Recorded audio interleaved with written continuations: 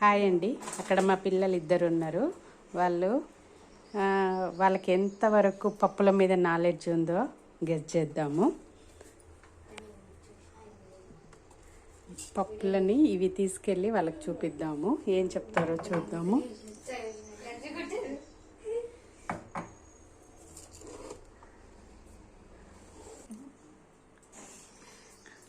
ఏం చేస్తారు అమ్ములు? అవునా? మీకు ఒక చిన్న నాలెడ్జ్ క్వశ్చన్ అడుగుతున్నాను. మీకు ఎంత నాలెడ్జ్ ఉందని. మీ ముందు 3 రకాల పప్పులు పెడుతున్నాను. ఇది ఒకటి, ఇది ఒకటి, ఇది ఒకటి. ఆ పప్పులు చూసి ఏ పప్పు ఏంటిదో చెప్పురి. పెసరపప్పు. ఇది పెసరపప్పే. చెప్పాక చెప్పినాను. ఇది పెసరపప్పు, ఇది పుట్నాలు. పుట్టాలు కాదు, ఇది టేస్ట్ చేసిన. ఇది టేస్ట్ చేసిన నువ్వు. ఇది పుట్నాలు. నోట్లు వేసుకొని చూసుకోవాలంటే ఇది పుట్నాలు కాదు అమ్మ. గట్టిగా ఉన్నాయి అవి. మినపప్పు. ఒకసారి ఇందులో కూడా వీళ్ళకి చూపిరి.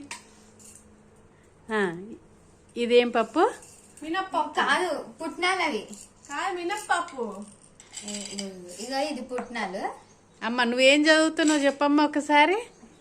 మమ్మీ కాదు మమ్మీ, నువ్వేం చదువుతున్నావు ఒకసారి మీ క్లాస్ చెప్పండి. నా 10th అయిపోయింది ఇప్పుడే. Second year. BTech second year ఒక ఆమె చదువుతుంది, 10th ఒక ఆమెది అయిపోయింది. పప్పుల పేర్లు చెప్తున్నారు. ఇదంటే మినప్పప్పు అంటండి. మినపప్పు కాదు, పుట్నాలు. సరే ఇదేం పప్పు అమ్మా? మమ్మీ పుట్నాలు పప్పు చెప్పు. ఇదేం పప్పు చెప్పురి. అది నాకు తెలియదు. ఇది శనగపప్పు. ఇది పెసరపప్పే. ఇగో ఇది శనగపప్పు అంట. ఇది శనగపప్పు కాదు, ఈ పుట్నాలు కాదు. దాన్ని బగల కొట్టేసిరా. వీడియోలో అన్నా కాబట్టి బతికిపోయినా, లేకపోతే ఇప్పటికి 2 అంటున్నా నువ్వు.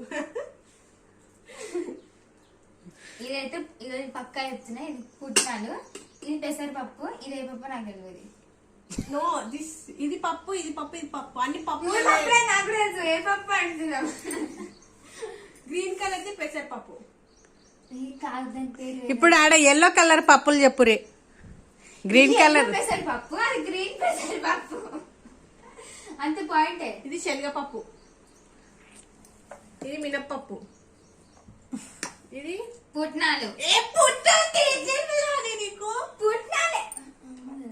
పుట్నాలు మెత్తగా ఉంటాయి, టేస్టీ ఉంటాయి. ఉత్తగా కూడా తింటారు. గట్టి కూడా ఇవి ఎండలో పెట్టినట్టు.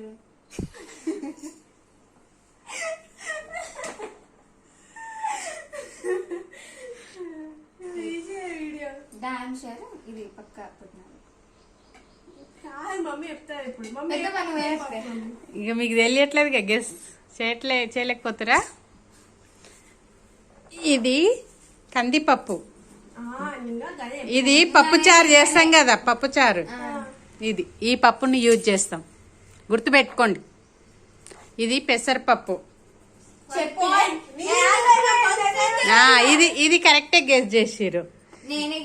ఇది శనగపప్పు. శనగపప్పు.